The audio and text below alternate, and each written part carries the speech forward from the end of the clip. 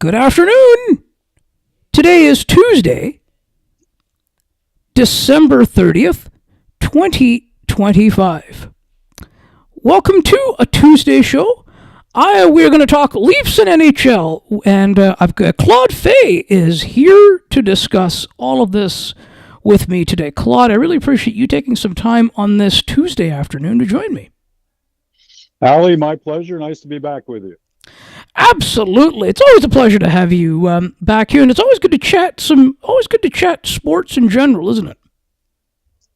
Absolutely, it's a great pastime. You gotta have the passion, and a lot of passionate sports fans, certainly in Toronto and all around the world. But sports is a great. I want to call it the great equalizer when it comes to dealing with day-to-day stuff in life. It's a nice getaway to, try to forget maybe some other things that aren't going so well in the world until, of course, your team starts to lose, and then it gets worse. Oh, exactly. Yeah, that's generally that's exactly it. Yep. And now I want to start with the I want to start with the whole Marc Savard piece. He was Mm-hmm. ultimately last week dismissed as head coach. Assistant coach. Yeah. Um, was the writing sort of there on the wall? Do you feel, or was this something because he was certainly Berube's sort of his guy. Yeah, I don't think this was not Craig's decision to get rid of Mark. And Mark was clearly very upset about the way the whole thing was handled. He took to social media, a few days after it all sort of settled down to sort of, to give his side of the equation. And, the fact is, and rightfully so, an assistant coach is not going to make or break a team's success. Now, he was in charge of the power play, which was great last year, but I don't care who the assistant coach is. I don't care who the head coach is. You lose 100-point guy like Mitch Marner, and every power play is going to suffer. And they've also had other injuries that they've had to contend with. So while not making excuses for the team, the fact is that's a huge hole that they haven't been able to plug since last year when Mitch walked away and went to Vegas. And so it doesn't matter if it had been Marc Savard, if it was Craig Berube who got fired. You could always you could always point to the fact that it's easier to fire a coach than it is to get rid of players. But you certainly cannot blame Marc Savard solely for everything that went wrong and has gone wrong for the Maple Leafs this year. No, and you just brought up Mitch Marner there, and we sort of talked a little bit about it off air. That I have sort of felt that with the way that this season has gone, that with him gone, it's left a bit of a hole on the team. Oh, that goes without saying, Ali. I mean, they thought they had enough without Mitch, and for all the naysayers and all the doubters that wanted to run Mitch out of town after the Boston series a few years ago. And again, granted, he didn't have the production in the playoffs that he had during the regular season. You can say that about Austin Matthews as well. So there was plenty of blame to go around for the playoff losses the last few years, including last year. And yeah, you could point the finger a little bit at Mitch, but he certainly wasn't the lone culprit. And they lost to the Stanley Cup champs. Let's remember this. They lost to the best team in the NHL over the past 3 years. So, it's not like they got beaten out by Columbus during the bubble year. That was, even though it was the bubble year, and I don't really count that year as a playoff year because it was the bubble. It wasn't a regular playoff season. But when they lost to Columbus, that was a major low, that was a low point for the franchise. But again, Mitch, he didn't do his share in the playoffs. I know he was pretty disappointed, like they all were. But again, they haven't had anybody step up. So, obviously Austin's been hurt. He's hurt again. He may not play tonight against New Jersey. They've got William Nylander's hurt again, and he may not play tonight. And now Chris Tanev's gone back on injured. I don't know for how long he's out, but he's got a lower body situation he's dealing with.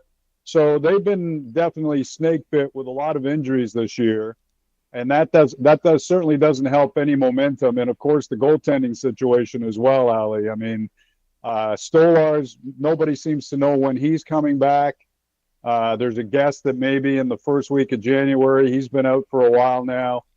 Of course, Wall's also been hurt, and so they've had a lot of things go against them, almost as to say, this isn't your year, at least not to this point, and certainly not like what they did last year in the regular season, where they won their division and they had a lot of good players step up. But again, I go back to not having Mitch Marner around, and that is a huge hole that they certainly haven't filled.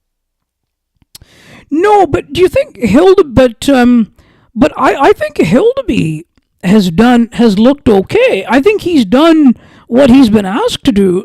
Kind of filling in that goaltender role. Yeah, he kind of got pushed into it. I don't think there was any expectation this year that the consensus was he was going to be the starting goalie for the Marlies, and through injury, he did have a taste of NHL hockey last year.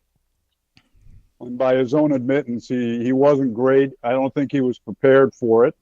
It certainly didn't look like it at times.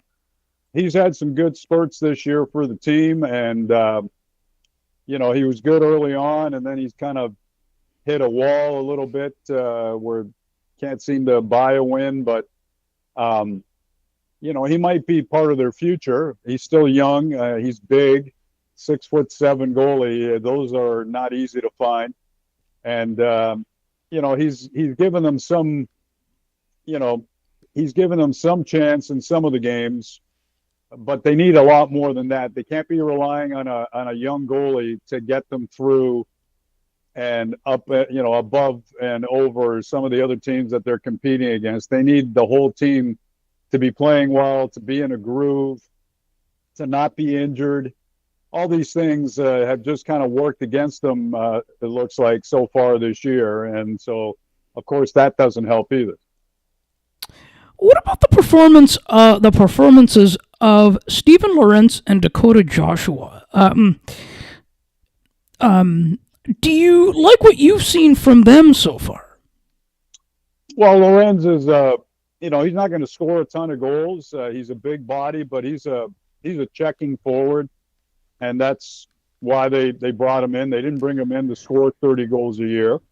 And so it's hard to judge what you get from a third or fourth liner as far as, it's funny how everybody breaks down players and lines and then whatever the expectation. Well, a third liner is supposed to do this. Well, every team's got different levels of third and fourth line players.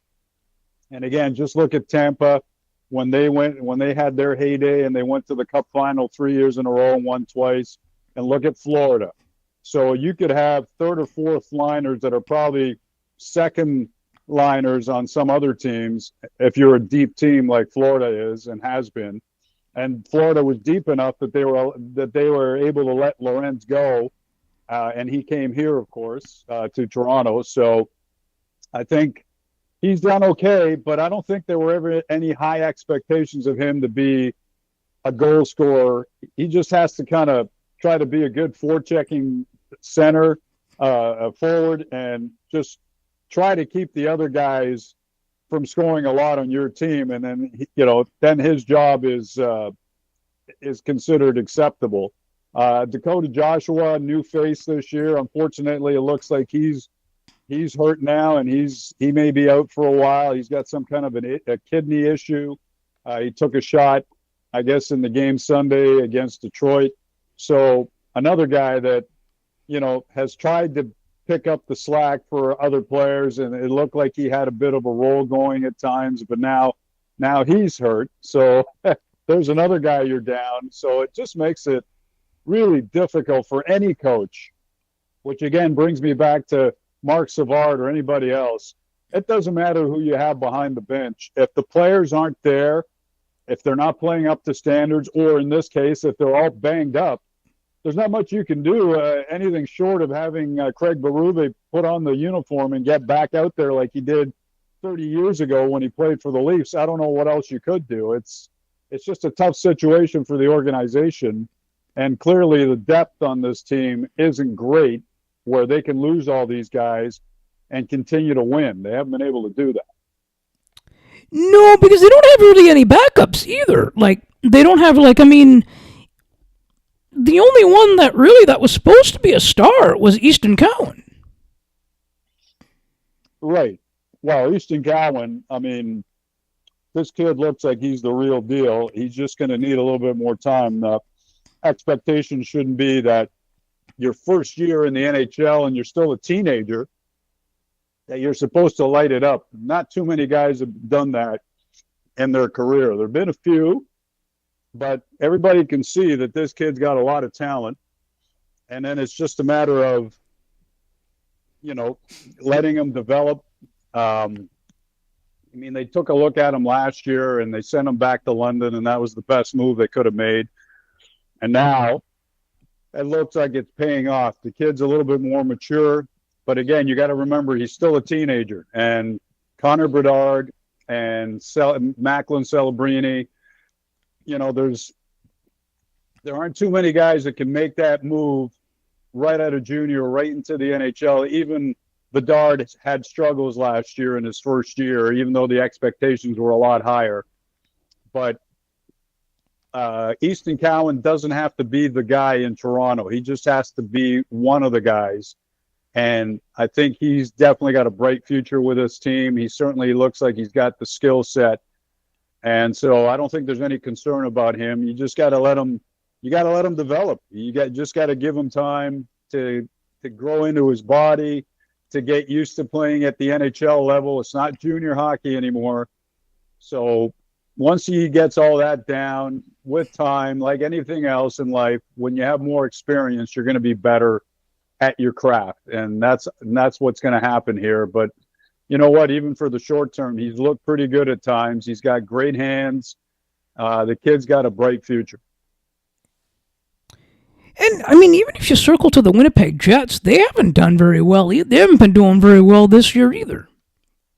No, I'd say the two biggest disappointments in the NHL this year are the two Canadian teams, Winnipeg and Toronto. Obviously, we know what Winnipeg did last year. They had a great regular season and tough playoff exit, but they had a really good team last year. And for some reason, and again, they've had injuries as well, including Connor Hellebuck. You lose the best goalie in the world, and your team's going to suffer because their backup situation apparently is not great. So, losing Hellebuck didn't help. They've had a couple of other guys banged up. But again, Winnipeg, like Toronto, just no consistency, except the only consistency has been that they've lost more than they've won. And it's just not, it wasn't something anybody expected this year. By contrast, you see what Montreal's done, and nobody saw Montreal being this good this early into the year. So it's the beauty of the game. You can talk about it all you want, and everybody can have their prognostications, and everybody can, all these so-called insiders, everybody can have their opinion on who's going to do what. But until you get on the ice and you actually start doing it, that's when you find out what you got. And I got to give credit to Martin Saint-Louis. That is a great coaching job he's doing this year with a very young team, and they're doing really well. So they have to be the surprise Canadian team. Calgary's come on of late. They put a nice streak together after a really bad start. But to me, Montreal is the biggest surprise out of all the Canadian teams this year. Yeah, I mean, even like the Oilers as well, like they were pretty good the last couple of years. The Oilers were great the last couple of years. Yeah. And they went to the Cup final and they lost in 7 games both times. But I think maybe there was a little bit, even though they didn't win, there may have been a little bit of a Stanley Cup hangover for them starting this year.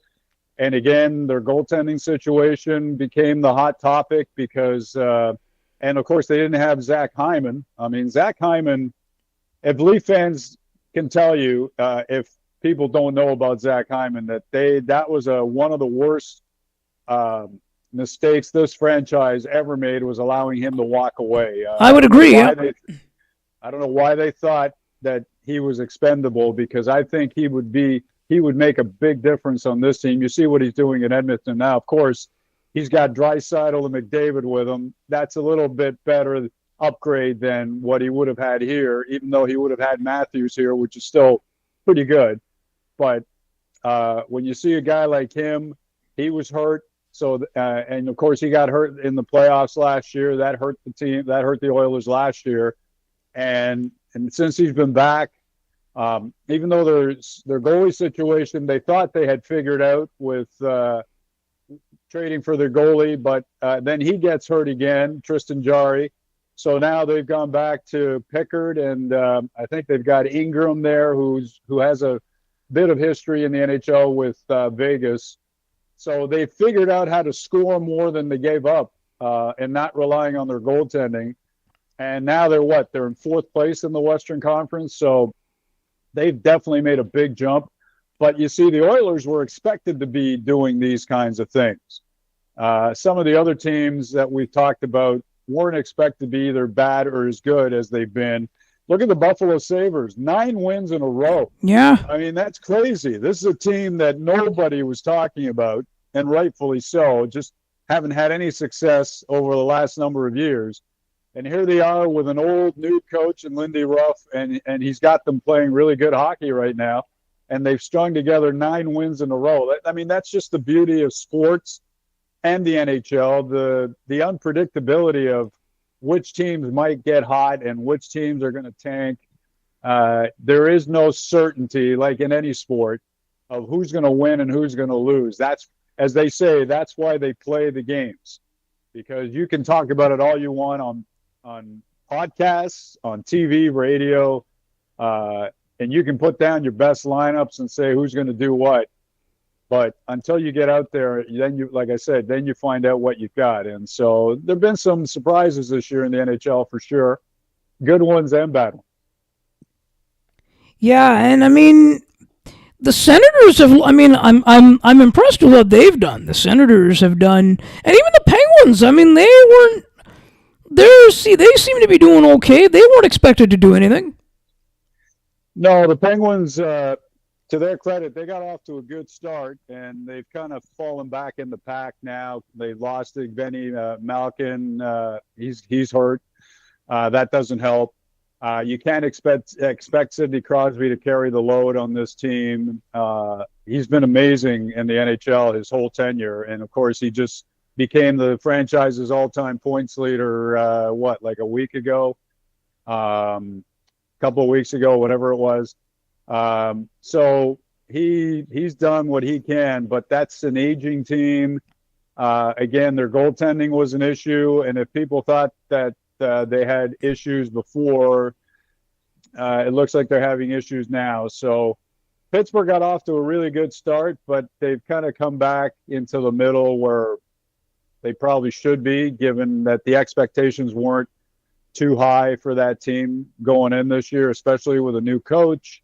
You know, Mike Sullivan left, and he's now in New York, and the Rangers are doing well.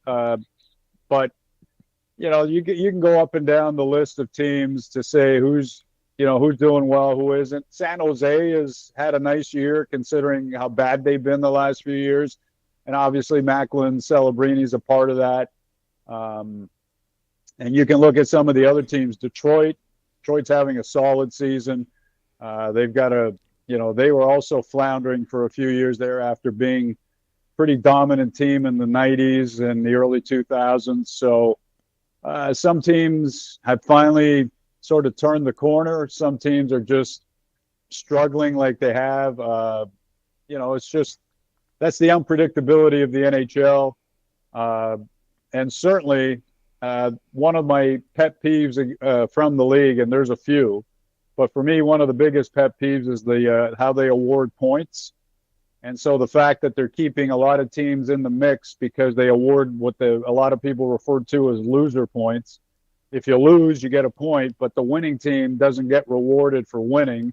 They get the usual 2 points. And what you're seeing now, for example, at the IIHF World Championship, the winning team in the round robin gets 3 points. If you win in overtime, you get 2 points. So if the NHL adapted that policy where the winning team got 3 points in regulation, I guarantee you there would be even more teams in the mix, because even the teams that were near the bottom would believe that they still had a chance if they won games in regulation, because you'd be getting 3 points instead of 2, and you could really make gains on teams that you're trailing. And you wouldn't be rewarding teams that are willing to take a game into overtime, and whether they win or lose, they got a point, they're happy. Like, that's one thing I would, and I know it's been talked about the last couple of years, but that would be one thing for sure that I'd like to see change. And I think it would keep actually more teams in the NHL wants parity. 3 points for a regulation win would keep more teams in the mix right down to the end of the season. And so I think that would be a big boost for the league. But anyway, teams are still teams that weren't expected to do well. They're still up there. They've got points. And so, a lot of people are pointing to this year as a year of evenness and balance as far as teams being in the mix, which is not something you've always seen in the NHL. Yeah, and I mean speaking of the World Junior Hockey Champion, it's been a good tournament this year. Well, it's been for Canada. For Canada, yes. Based on what happened the last couple of years, a lot of people said that this was some kind of a redemption tournament for Canada. And let me tell you something. One thing I know is that Mark and Dale Hunter, but the Hunter brothers have a great program in London with the London Knights. But Dale Hunter isn't really interested in redemption. He wants to win. And so this redemption thing, that's fine if people want to talk about it because they need some kind of a byline to justify the Canadian team playing games. But the fact is, this Canadian team looks like they're built to win. They've got a lot of talent. They've got a lot of skill up front. And obviously, McKenna is right at the forefront of that. And, they've looked great. I mean, they escaped the victory over Latvia. But, as a lot of people have pointed out, and I felt the same way, that the days of Canada getting on the ice internationally and blowing out a team don't exist anymore. Very seldom does it happen. Yeah, Denmark wasn't quite on the same level as Canada in the last 2 times they played each other. But look at Latvia. Nobody ever looks at Latvia and says that's a team that can win. And they took Canada to overtime before Canada won that game. The Czech Republic, obviously, they knocked Canada out the last couple of years, and Canada was loaded for bear, I think, a little bit for that game. The returning players for this year's tournament, they did not want to lose to them again, so they found another gear and they outscored them.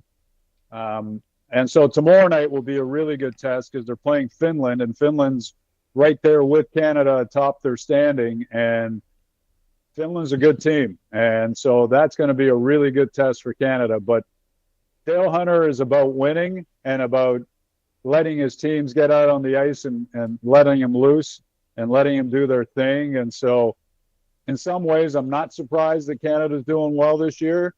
Yeah, they didn't medal the last couple of years, but I had a pretty good hunch that with Dale Hunter behind the bench, that things were going to be a little different, and so far they have been.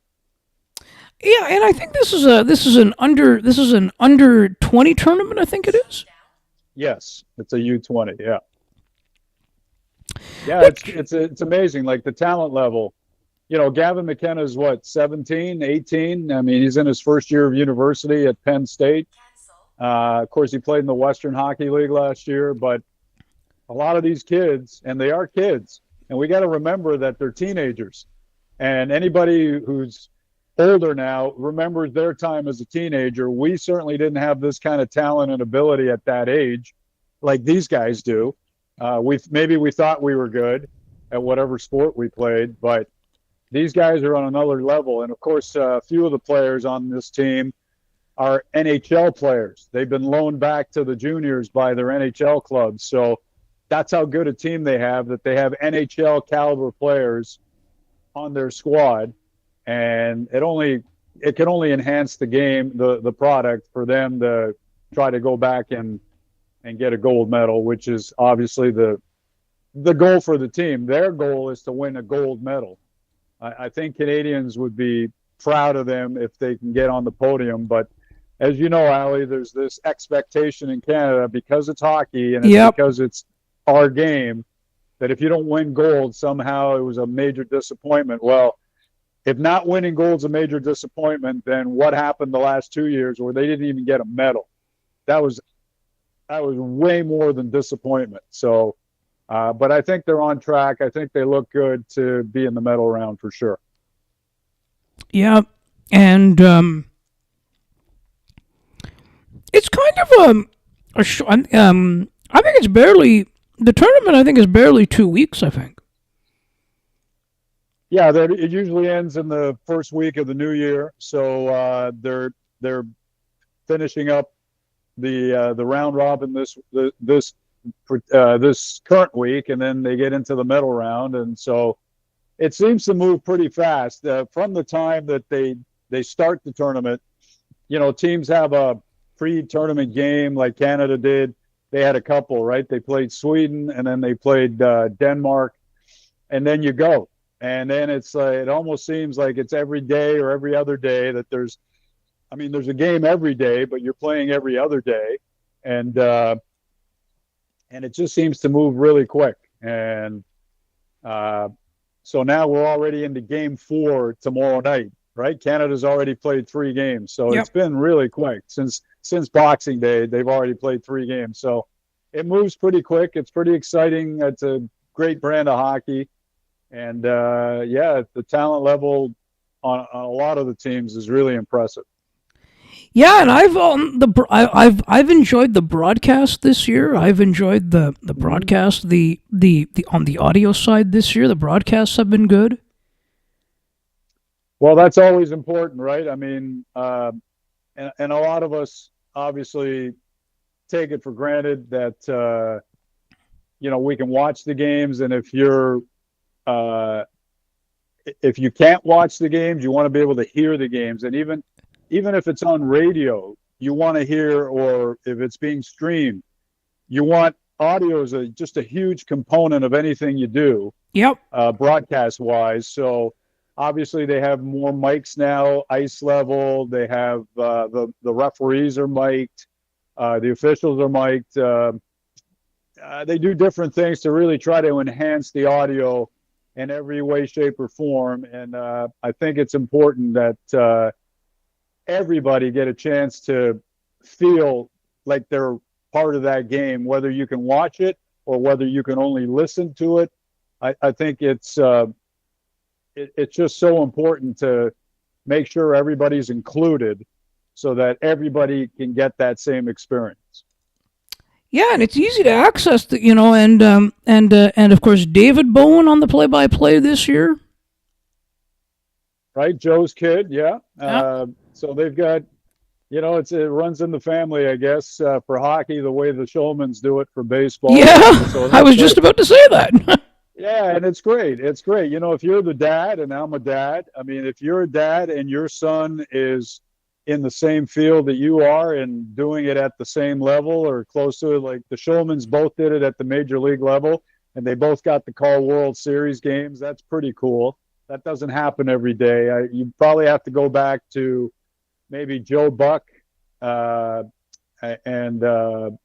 his dad, and there's a couple. I know there's been a couple of tandems in broadcast in different sports. It doesn't happen very often, but with Joe and his kid, Joe's such a great broadcaster, and I'm not surprised that his son has also followed Dad's footsteps in trying to do the same. Great inspiration. Yeah, and Jim Taddy on the pre and post game show. I like the work that he does. Yeah, he's okay. Okay, I can say that because he used to be my boss at one time. So he's all right. No, I'm just kidding. Yeah. Yeah, hey, Jimmer's got a lot of experience, a lot of experience. I mean, you're going back to the 80s with Jim when he was on a show called Sportsline on Global that I was very lucky to work on for a couple of years. That was the first highlight show of its kind in Canada. So long before TSN came along and long before Sportsnet came along, we were the only show at the time that was doing a half-hour show with highlights, and Jim was the anchor. He was the host, and he had some sidekicks along the way, including Mark Hebscher, Gene Principe, Don Martin. So Don Martin, is he still in? Is he still in broadcasting? I don't think so. No, I know. I know. At one time when he stopped broadcasting, that he went and started playing golf, and he's apparently a pretty good golfer. And he went to, I think it was one of the senior tours in Canada, but he apparently was an excellent golfer, and I think that's where he went. So yeah, Jim does a great job. Jim was one of the guys. So he and I. So I worked for Jim in the 80s, early 90s at Global at Sportsline, and then we were part of the launch of TSN Radio in 2011. They brought Jim in. He was, I was doing updates. I was the senior update guy at TSN Radio in Toronto, and Jim was hosting one of the shows there. And so we got to work together again for a while. But he's been around a long time, and so he's been pretty good at hosting Leaf games and Raptor games on the radio the last few years. But there's a guy with a ton of experience, and experience is a very good thing to have, no matter what field you're in, but certainly in broadcasting. Yeah, and yeah, certainly yes, and Anthony Stewart as well.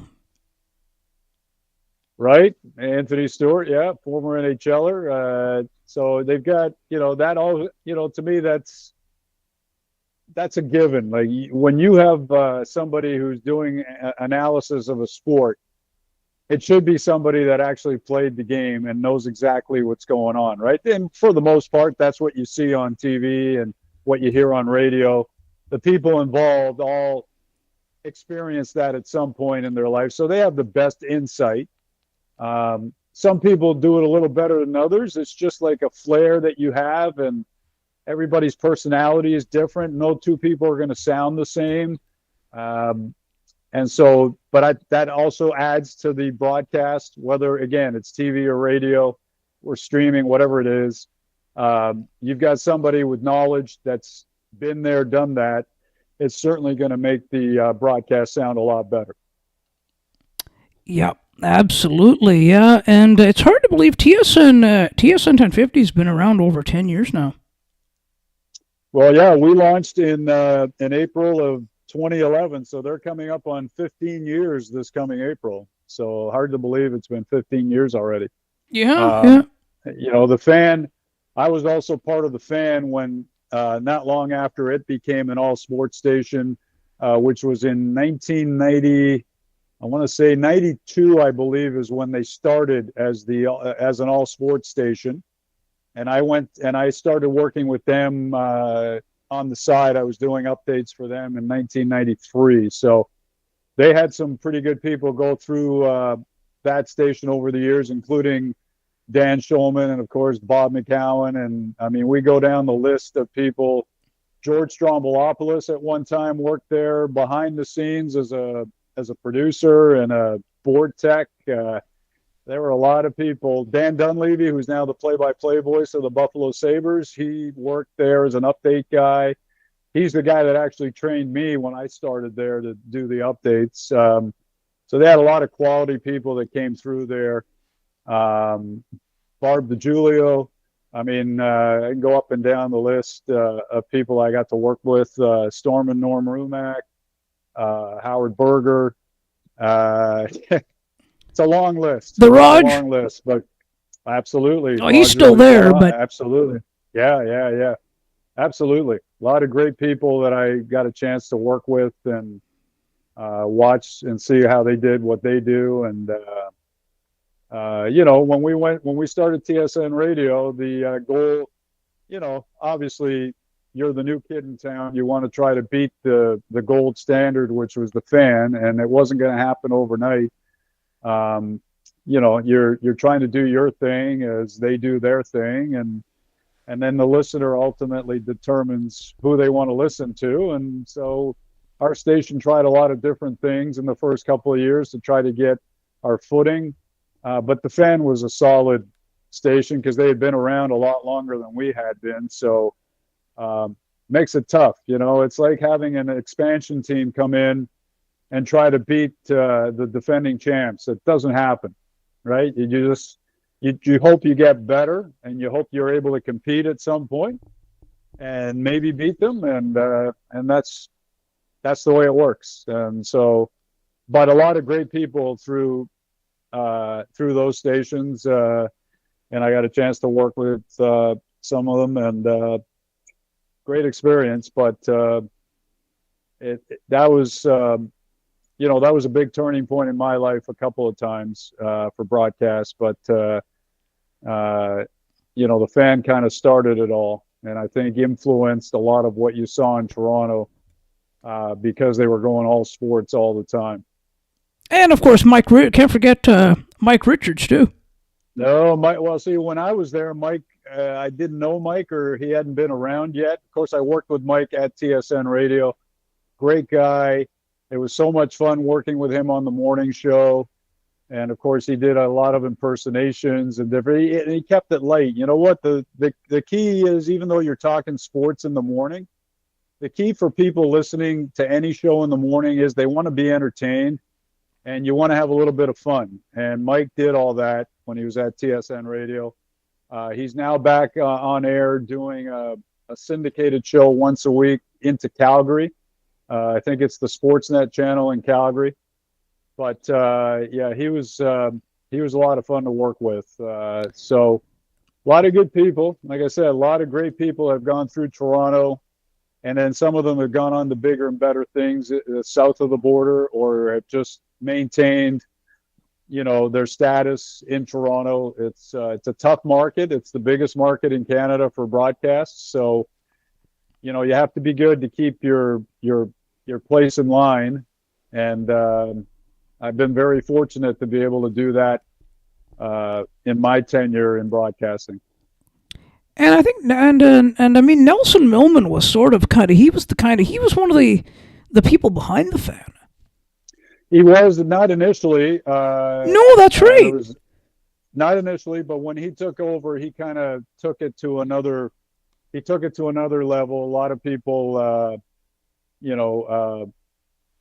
he made a lot of people into better broadcasters based on his programming and the people he brought in and the shows that, the tandems that he put together and all that kind of stuff. He was there a long time. He was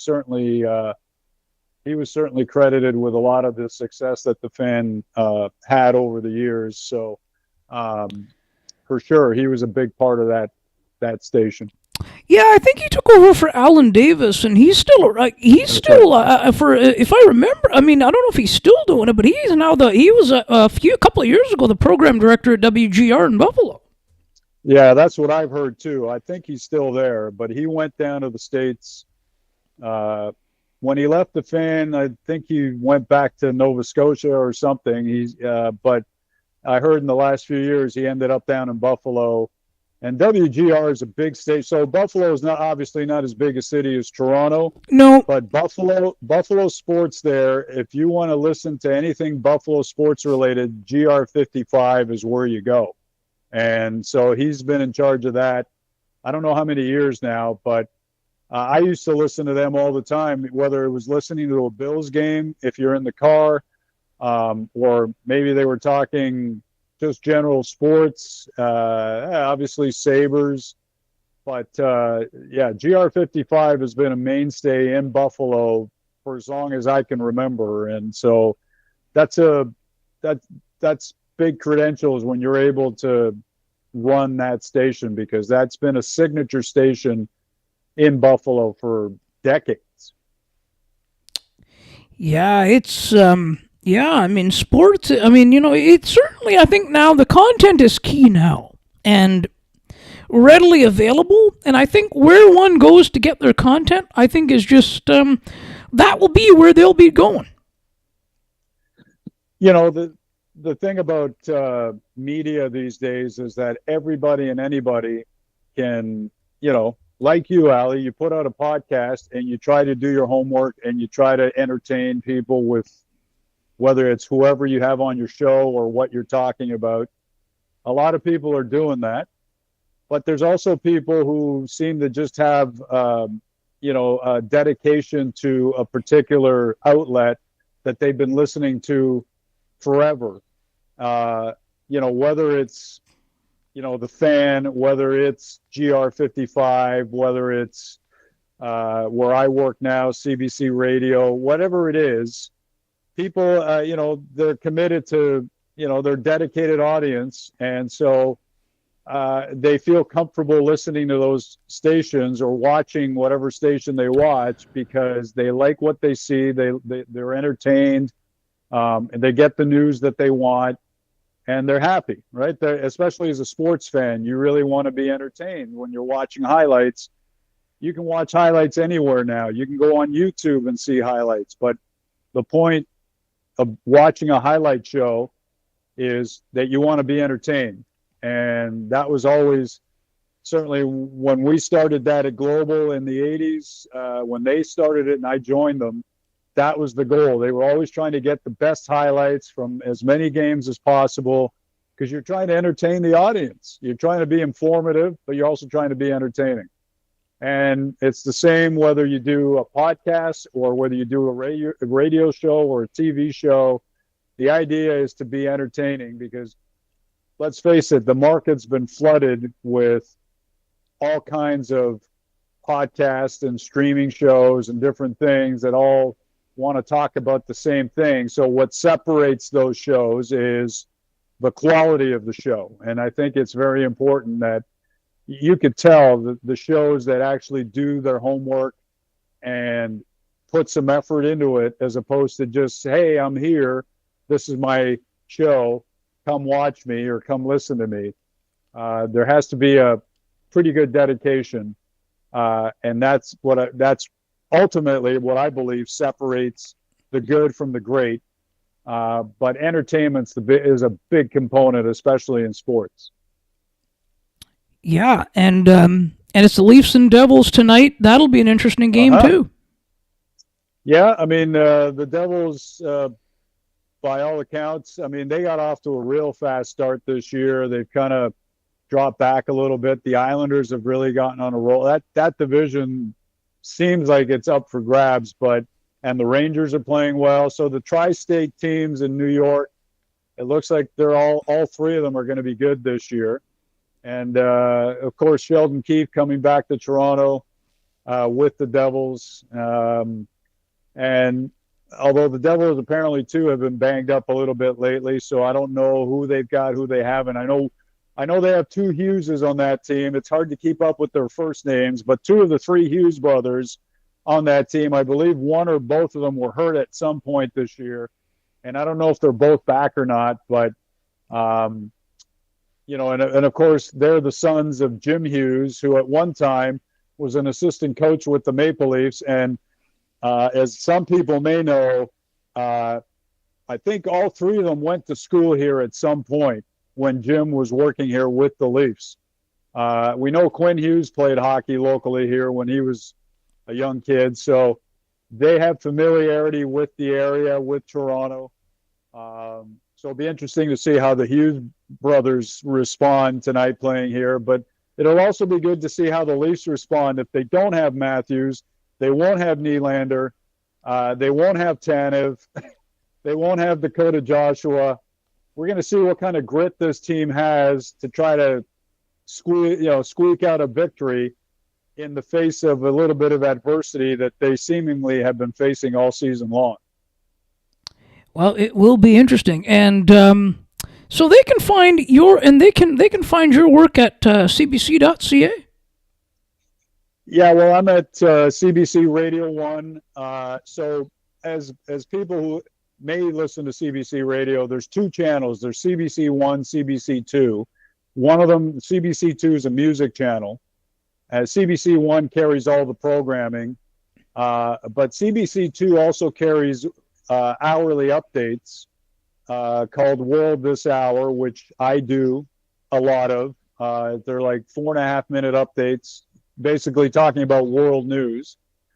You can also get us through your smart home speaker. So any smart home speaker you have, if you ask for CBC News, you might get my updates if I'm working that day. I also keep my foot in the sports world because CBC also has morning sports that they do to stations all across the country, and I've been very lucky to be able to do that from time to time. They asked me to step in for the regular sports anchors, and so I've had a chance to sort of keep talking sports, which I love. And so we're heard right across the country. So all my updates are national updates, as are the sports updates. So it's really nice, but it's also, I think, to me, I take it as I always try to do the best job that I can, like all of us, Ali. You try to do your best when that mic goes on. Yep. But I take it even more personal because I know there's a lot of people listening. We have a lot of listeners right across the country. And so, it's for some people, it might sound like a daunting task, but to me I try to make it as professional as possible because I know we have a lot of listeners who regularly listen to CBC radio. And so I believe it makes me a better broadcaster because I'm actually pushing myself to do the best job I can all the time anyway, but especially when I know that, we've got potentially millions of people listening to us across the whole country. Yeah, and I'm guessing as well you can listen to it on I'm guessing TuneIn and all the other good places. I'm sure, but like I said, the easiest thing is you can go online to cbc.ca or you can do it through your smart speaker, and either way, you should be able to get us anytime. Perfect. And I look forward to chatting sports with you soon, too. Okay, it was great catching up with you, and hopefully the next time we're talking, maybe the Leafs are on a better run. And, in Toronto, at least, we've got the Raptors, and, of course, we had the Blue Jays success this year, so all is not lost in Toronto. No, and, thank you, and we're looking forward to that, and we'll just, we're gonna go off the air, and we'll just chat off air for a couple minutes. Sounds good.